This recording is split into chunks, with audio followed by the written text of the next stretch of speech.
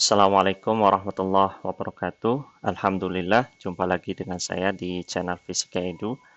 Masih pada pembahasan terkait statistik, kali ini kita akan belajar tentang analisis regresi. Di video sebelumnya kita sudah membahas terkait analisis korelasi ya, baik itu analisis korelasi sederhana maupun analisis korelasi ganda. Sebenarnya antara analisis korelasi dan analisis regresi ini mirip-mirip ya. Jadi masih ada hubungan antara keduanya. Nah, bisa dibilang analisis regresi ini merupakan lanjutan dari analisis korelasi. Artinya, analisis regresi ini satu tingkat lebih tinggi dibandingkan dengan analisis korelasi. Karena biasanya setiap analisis regresi biasanya di dalamnya juga pasti ada analisis korelasi. Namun pada analisis korelasi itu belum tentu ada analisis regresinya. Analisis regresi itu dinyatakan dengan sebuah persamaan matematis ya, yang kita kenal dengan persamaan regresi. Nah, persamaan regresi ini adalah sebuah persamaan matematis yang menyatakan hubungan antara variabel bebas dengan variabel terikatnya atau variabel independen X dengan variabel dependennya atau Y. Kembali lagi ke pernyataan awal tadi ya, bahwa analisis regresi itu bisa dibilang merupakan lanjutan dari analisis korelasi. Namun tidak semua analisis korelasi bisa dilakukan analisis regresi. Syaratnya adalah dua atau lebih variabel tersebut harus punya hubungan kausal atau hubungan fungsional. Ini syarat bisa dilakukannya analisis regresi. Hubungan kausal dan hubungan fungsional itu apa? Hubungan kausal adalah hubungan sebab akibat. Jadi ada variabel yang menjadi sebabnya dan ada variabel yang menjadi akibatnya. Nah, contohnya bagaimana? Contohnya adalah misal seperti ini ya. Hubungan antara pemberian pupuk dengan tingkat pertumbuhan tanaman. Ini merupakan hubungan kausal. Pemberian pupuk adalah sebabnya, sementara akibatnya adalah tingkat pertumbuhan tanaman. Jadi, pemberian pupuk itu akan mempengaruhi tingkat pertumbuhan tanaman. Nah, hubungan yang seperti ini disebut sebagai hubungan kausal atau hubungan sebab akibat. Nah, hubungan yang kedua adalah hubungan fungsional. Hubungan fungsional ini maksudnya adalah hubungan antara dua variabel yang saling mempengaruhi. Nah, contohnya bagaimana? Misalkan hubungan antara harga barang dengan jumlah permintaan. Harga barang ini mempengaruhi jumlah permintaan. Ketika harga barang naik, maka jumlah permintaan akan turun. Demikian pula sebaliknya, jumlah permintaan juga dia mempengaruhi harga barang.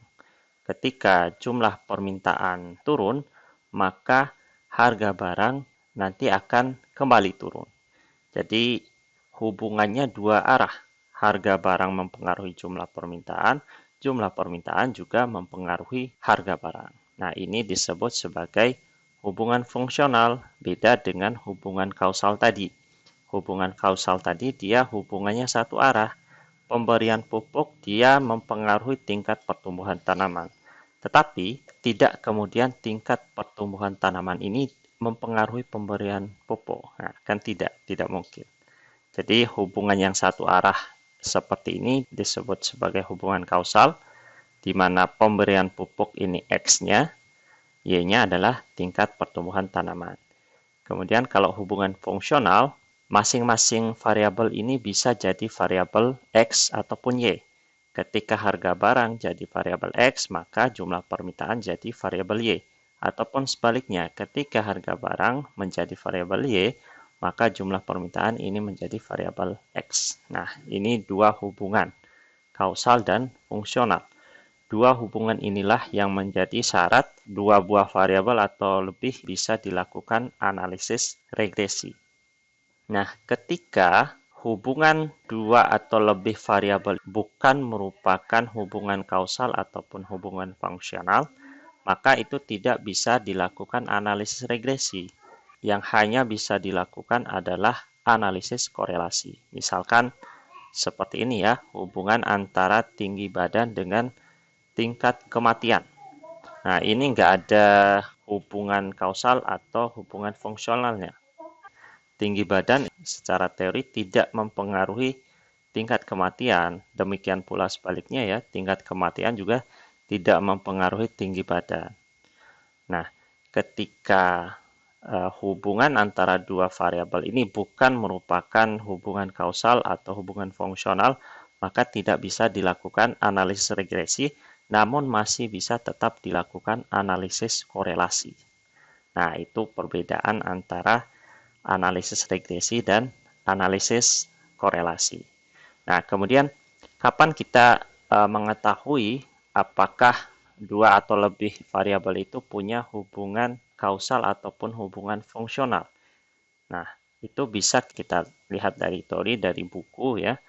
Apakah dia punya hubungan kausal ataukah hubungan fungsional atau bukan merupakan keduanya. Nah, sebagai catatan juga adalah bahwa analisis regresi ini punya tujuan untuk prediksi. Jadi dengan menggunakan persamaan regresi ya, yang nanti akan kita coba analisis bagaimana caranya, bisa digunakan untuk memprediksi berapa nilai Y ketika nilai X itu sembarang. Nah, itu tujuan analisis regresi sebenarnya. Meskipun dalam analisis regresi juga kita juga bisa mengetahui bagaimana pengaruh variabel bebas terhadap variabel terikat, sebagaimana yang dilakukan pada analisis korelasi. Nah, kelebihan dari analisis regresi adalah ini, prediksi. Nah, sekarang kita akan langsung coba melakukan analisis regresi ya. Nah, yang pertama ini kita akan coba lakukan analisis regresi linear sederhana.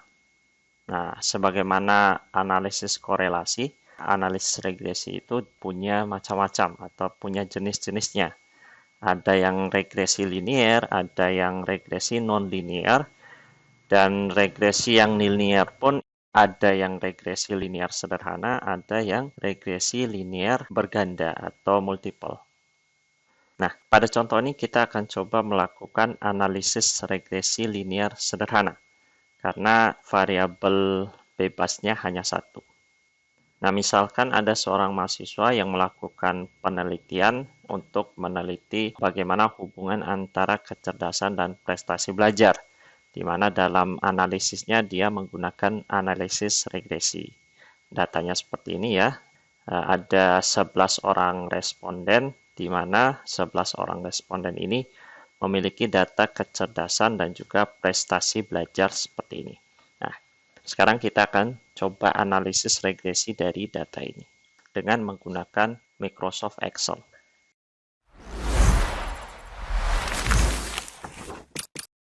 Pertama, kita buka Microsoft Excel-nya ya, dan kemudian kita ketikkan data yang tadi, sehingga kita memperoleh data seperti ini. Dalam analisis regresi linear sederhana, ada beberapa langkah yang akan kita lakukan. Yang pertama adalah kita mencari persamaan regresinya, di mana nanti kita akan mencari konstanta A-nya dan juga koefisien regresi B-nya dengan menggunakan rumus ini. Kemudian yang kedua, nanti kita akan melakukan uji signifikansi koefisien regresi ini. Nah, kita lakukan uji signifikansi dari koefisien regresi B untuk mengetahui apakah variabel X berpengaruh secara signifikan terhadap variabel Y. Uji signifikansi ini dilakukan dengan menggunakan uji T. Selanjutnya, kita melakukan uji signifikansi persamaan regresi untuk menentukan apakah persamaan regresi yang sudah kita peroleh tadi layak untuk digunakan atau tidak. Dan yang terakhir adalah kita menentukan koefisien korelasi dan koefisien determinasi untuk mengetahui seberapa besar sih persentase pengaruh variabel X terhadap variabel Y. Ini sama seperti analisis korelasi ya. sebagaimana yang dijelaskan tadi di awal bahwa di dalam analisis regresi biasanya pasti ada analisis korelasinya. Dan analisis korelasinya menentukan koefisien korelasi dan koefisien determinansinya. Nah, sekarang kita akan langsung coba melakukan analisis regresi sesuai dengan langkah-langkah ini. Pertama adalah kita membuat tabel bantu ya. Kalau kita melihat persamaan-persamaan ini secara sekilas, ada beberapa kolom data yang diperlukan. Yang pertama adalah X kuadrat, kemudian yang kedua Y kuadrat, selanjutnya adalah X kecil ya, artinya deviasi dari X, kemudian Y kecil, artinya deviasi dari Y, kemudian X kecil kuadrat, Y kecil kuadrat, dan juga X kecil kali Y kecil. Kita cari satu persatu. X kuadrat berarti nilai X ini kita kuadratkan. Klik sama dengan, kemudian klik nilai X, kemudian tanda topi 2, artinya dikuadratkan. Nah, kemudian kita drag ke bawah, kemudian kita cari jumlahnya dengan klik auto sum. Nah, dengan cara yang sama, untuk Y kuadrat, sama dengan klik yang nilai Y kuadrat, tanda topi 2, klik tombol enter. Kemudian di drag ke bawah, kemudian klik auto sum. Nah, kemudian kita mencari nilai deviasi. Nilai deviasi ini adalah nilai X dikurang dengan nilai rata-ratanya. Berarti baru kita bisa mencari nilai deviasinya, kita harus mencari nilai rata-rata dari X dulu. Nah, berarti kita tentukan jumlah datanya terlebih dahulu. Jumlah datanya adalah 11. Nah, kemudian X rata-rata, Y rata-rata. X rata-rata berarti jumlah data X ya. Jumlahkan dulu ini. Auto sum. Blok yang Y, klik auto sum. Nah, kemudian X rata-rata berarti sama dengan sigma X ya, yang ini dibagi dengan N yang ini. Kemudian tekan enter. Y rata-rata berarti sama dengan sigma Y yang ini dibagi dengan N yang ini. Kemudian klik enter. Nah, kita dapatkan X rata-rata dan Y rata-rata. Selanjutnya, deviasi dari X atau X kecil sama dengan nilai X dikurang X rata-ratanya. Nah, karena nanti kita mendrag ke bawah dan kita inginkan sel X rata-ratanya ini tidak berubah selnya ketika kita drag ke bawah, berarti kita berikan tanda dolar di sel M3 ini. Nah, kita blok yang sel M3, sel X rata-rata ini, kemudian tekan Fn F4 di keyboard Anda sehingga muncul tanda dolar di depan M dan angka 3. Kemudian Anda tekan enter. Nah, selanjutnya di drag ke bawah, klik auto sum. Nah, dengan cara yang sama untuk Y berarti sama dengan nilai Y dikurang Y rata-ratanya. Nah, kemudian blok sel M4, kemudian tekan Fn F4 di keyboard sehingga muncul tanda dolar dan tekan enter. Nah, kemudian kita drag ke bawah dan klik auto sum. Untuk X kecil kuadrat berarti sama dengan klik X ini kecil dikuadratkan. Kemudian di drag auto sum. Untuk Y kecil kuadrat sama dengan Y kuadrat dikuadratkan. Tekan enter. Di drag ke bawah, klik auto sum. Untuk X-Y berarti sama dengan sel X bintang yang Y kecil. Tekan enter. Dan drag ke bawah dan klik auto sum. Nah, sekarang kita sudah mendapatkan data-data ini. yang umum digunakan di buku-buku persamaan untuk mencari konstanta A maupun koefisien regresi adalah persamaan yang ini ya. Tapi akan lebih mudah kalau misalnya kita menggunakan persamaan yang ini, karena ini lebih pendek. Nah, sehingga kita akan menggunakan persamaan yang ini. Nah, untuk menggunakan persamaan yang ini, maka kita harus mencari B terlebih dahulu. Nah, kita cari B-nya, koefisien regresinya. Rumusnya adalah sigma XY. Ini X kecil, Y kecil. Nah, berarti sama dengan sigma XY, berarti yang ini, dibagi dengan sigma X kuadrat, berarti yang ini. Kemudian tekan Enter. Nah, kita dapatkan koefisien korelasinya 0,86. Kemudian konstantanya sama dengan Y rata-rata ya. Berarti yang ini dikurang B yang sudah kita dapatkan tadi, bintang X rata-rata. Berarti yang ini. Kemudian tekan Enter. Nah, kita dapatkan nilai konstantanya 26,61. Kita sudah mendapatkan konstanta dan koefisien regresinya, sehingga nanti kita bisa menentukan persamaan regresinya. Langkah pertama sudah kita selesaikan. Kemudian kita lanjut ke langkah kedua. Kita melakukan uji signifikansi terhadap koefisien regresi B-nya. Kita cari dulu yang ini, poin-poin yang ini ya. Jumlah kuadrat total dan seterusnya. JKT-nya sama dengan sigma Y kuadrat. Y-nya ini Y besar. Berarti sama dengan yang ini ya, Y kuadrat, berarti sigmanya yang ini. Kemudian tekan Enter. Kemudian JKA. JKA-nya adalah sigma Y dikuadratkan per N. Sigma Y. Yang ini ya. Dikuadratkan tanda topi 2 dibagi N. N-nya 11. Kemudian tekan Enter. Selanjutnya JK B per A. B kali sigma XY.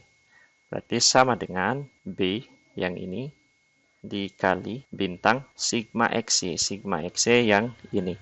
Kemudian tekan Enter. Selanjutnya JKS. Jumlah kuadrat sisanya sama dengan JKT yang ini dikurang JKA yang ini dikurang dengan JKB per A. Kemudian tekan Enter. Nah, selanjutnya kita cari standar errornya, SE-nya. Tapi sebelum itu kita tentukan dulu nilai K-nya dulu. K adalah jumlah prediktor atau variabel bebas atau variabel X-nya. Nah, variabel X-nya cuma ini, cuma 1. Berarti K-nya adalah 1. Kemudian N kurang K kurang 1 sama dengan N kurang K yang ini dikurang 1. Nah, berarti N min K min 1-nya 9. Kemudian kita cari SE kuadrat. Rumusnya ini sama dengan JKS bagi dengan N min K min 1. Berarti yang ini. Kemudian Enter. Selanjutnya kita cari SB kuadrat.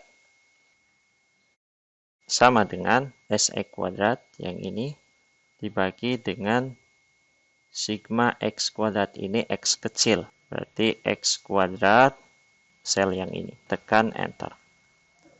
Nah, baru kemudian kita cari TB-nya. Menggunakan rumus ini sama dengan B yang ini bagi dengan SB. Ini adalah nilai SB kuadrat. Berarti kalau kita mau mencari SB, berarti kita akarkan terlebih dahulu. SKAT, buka kurung, SB kuadrat ini. Balas kurung, tekan Enter. Nah, kita dapatkan nilai T hitung untuk koefisien regresinya adalah 9,34. Kemudian kita cari T tabel untuk taraf signifikansi 5%. Yang dibutuhkan adalah nilai alfa ya, nilai taraf signifikansinya juga nilai DF, di mana DF-nya ini. Yang ini. Kita buka tabel T, kita menggunakan nilai T untuk uji dua pihak atau two-tail test. Taraf signifikansi 0,05 untuk uji dua pihak. Nilai DF-nya adalah 9. Berarti dari kolom ini DF-nya 9. Berarti ini 2,262. Nah, jadi T tabelnya adalah 2,262. Nah, selain menggunakan T tabel tadi ya, kita juga bisa menggunakan fungsi yang sudah disediakan dalam Excel. Fungsinya adalah sama dengan T inverse ya. T in buka kurung, kita tuliskan probability-nya atau alfanya. Nilai alfanya adalah 0,05, kemudian titik koma, degree of freedom atau DF-nya. DF-nya tadi yang ini ya, N min K min 1. Tutup kurung. Nah, kita dapatkan T tabelnya 2,262 sekian. Sama seperti T tabel untuk two-tail test. 2,262. Nah, selanjutnya untuk mengetahui signifikansinya, berarti kita bandingkan antara T hitung dengan T tabelnya. T hitung lebih besar dari T tabel. 9 lebih besar dari 2. Kalau kita melihat kriteria signifikansinya, kalau T hitung lebih besar daripada T tabel, maka itu signifikan. Berarti kesimpulannya adalah signifikan. Kita sudah menyelesaikan langkah yang kedua. Langkah yang ketiga adalah kita melakukan uji signifikansi persamaan regresinya. Apakah persamaan regresinya ini layak digunakan atau tidak? Ujinya dilakukan dengan uji F. Tetapi dalam analisis regresi linear sederhana, uji signifikansi persamaan regresi ini bisa diwakilkan oleh hasil dari uji T. Jadi meskipun kita tidak melakukan uji F ya, untuk mengetahui apakah persamaan regresinya itu layak atau tidak digunakan, tetap kita bisa menentukan kelayakan dari persamaan regresi tersebut dari hasil uji T-nya.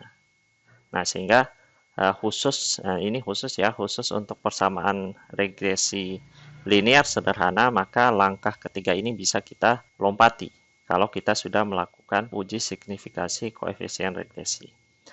Di beberapa sumber yang lain, terkadang mereka melompati langkah yang kedua, artinya uji signifikansinya itu dilakukan langsung menggunakan uji F. Jadi tidak dilakukan uji T, tapi langsung uji F. Jadi terserah Anda ya, Anda ingin melakukan uji signifikansinya itu menggunakan uji T atau uji F. Hasilnya akan sama saja. Nah, tapi di sini kita sudah melakukan uji T, maka kita langsung menggunakan hasil dari uji T saja. Kemudian kita lanjutkan ke langkah keempat, menentukan koefisien korelasi dan koefisien determinansinya. Berarti kita tentukan nilai RxY-nya ya. Kita langsung menggunakan fungsi person yang sudah disiapkan oleh Excel. Ketik sama dengan person ya, person yang ini. Kemudian blok data nilai X ya, blok data X. Kemudian titik koma, blok data Y. Kemudian balas kurung dan tekan enter. Nah, selanjutnya untuk koefisien determinansinya R kuadrat berarti sama dengan, nah klik ini kemudian dikuadratkan dan tekan enter.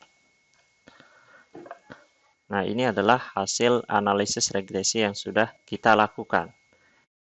Sebenarnya di Excel juga kita juga bisa menentukan persamaan regresinya dengan menggambarkan grafik ya.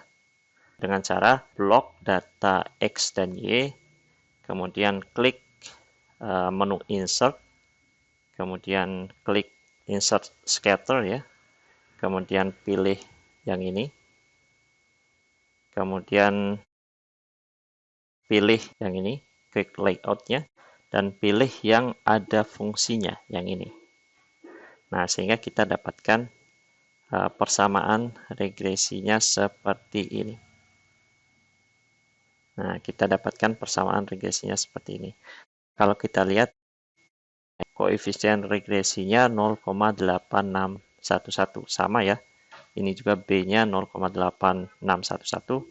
Kemudian konstantanya 26,611 juga sama. Kemudian R kuadratnya, koefisien determinansinya juga sama. Nah, kemudian dari hasil analisis regresi yang sudah kita lakukan, maka kita bisa mengambil beberapa kesimpulan ya, atau interpretasi. Nah, yang pertama kita lihat dari hasil perhitungan yang pertama ya, kita menentukan persamaan regresinya. Kita sudah mendapatkan konstanta dan koefisien regresinya, maka kesimpulan yang pertama adalah pengaruh kecerdasan terhadap prestasi belajar siswa di STNX itu dinyatakan dengan persamaan regresi Y sama dengan 26,611 plus karena nilai B-nya ini adalah positif ya, maka plus 0,86X. Nah, ini persamaan regresi yang sudah kita peroleh. Dari persamaan regresi ini kita bisa memaknai beberapa hal ya. Yang pertama kita lihat konstantanya. Nilai 26,611 ini merupakan nilai Y ketika X-nya sama dengan 0.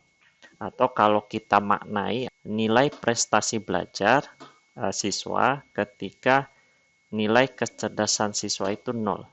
Artinya meskipun nilai kecerdasan siswa itu 0, tetap dia punya prestasi belajar sebesar 26,61.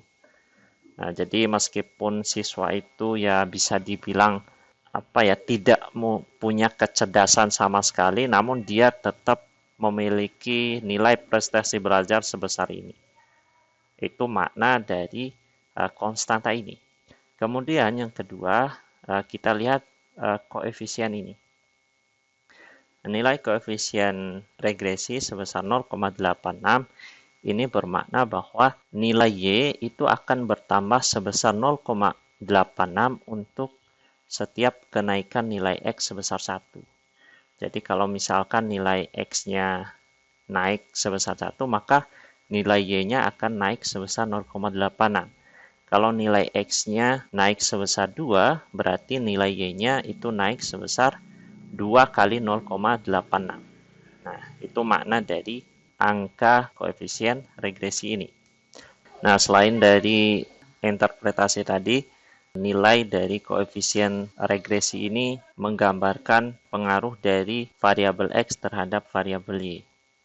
Nah, sehingga kesimpulan yang kedua adalah variabel kecerdasan ini berpengaruh positif dan signifikan terhadap prestasi belajar. Berpengaruh positif karena nilai koefisien regresinya adalah positif ya. Nah, positif bermakna ketika X naik maka Y-nya juga naik. Ketika X-nya turun maka Y-nya juga turun. Nah, kemudian signifikan. Signifikan ini diperoleh dari hasil uji signifikansi terhadap koefisien korelasi tadi yang sudah kita lakukan dengan menggunakan uji T. Hasilnya signifikan, maka di sini signifikan. Kesimpulan yang ketiga adalah persamaan regresi ini layak digunakan untuk melakukan prediksi nilai Y. Kesimpulan ini diperoleh dari hasil uji T juga. Nah, karena hasil uji T-nya signifikan, maka kita bisa simpulkan bahwa persamaan regresi tersebut juga layak digunakan untuk prediksi nilai Y. Prediksi nilai Y ini maksudnya adalah kita bisa menentukan nilai Y untuk sembarang nilai X.